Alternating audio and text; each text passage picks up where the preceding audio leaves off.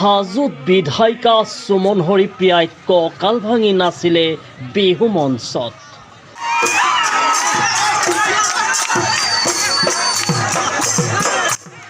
বহাগৰ বা লাগিছে জনপ্ৰতিনিধিৰ গাত। বিহু গীতৰ লহৰত কঁকাল ভাঙি নাচিছে হাজোৰ বিধায়িকা সুমন হৰিপ্ৰিয়াই।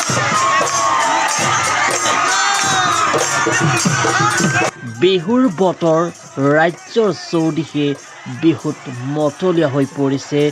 অসমীয়া প্ৰতিকূল বতৰক প্ৰত্যাহ্বান নেওচি উদযাপন কৰিলে হেঁপাহৰ ৰঙালী বিহু।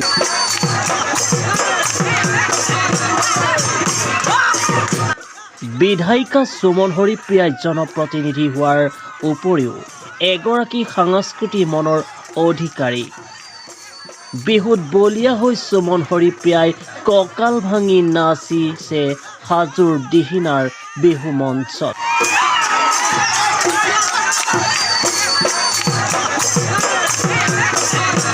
ৰাইজক শুনালে বিহুগীত। দিহিঙা গাঁৱৰ বিহু মঞ্চত হাজোৰ নাচনীৰ লগত কঁকাল ভাঙি নাছিলে সুমন হৰিপ্ৰিয়াই। বিধায়িকাগৰাকীৰ বিহু নাচত হাজোৰ দিহিঙা গাঁৱৰ ৰাইজেও কঁকাল ভাঙি নাচিলে বিহু মঞ্চত একেলগে। এফালে ৰুদ্ৰমূৰ্তি প্ৰকৃতি, আনফালে বিহুত বলীয়া অসমীয়া। এয়া যেন বহাগৰ আনন্দৰ সময়।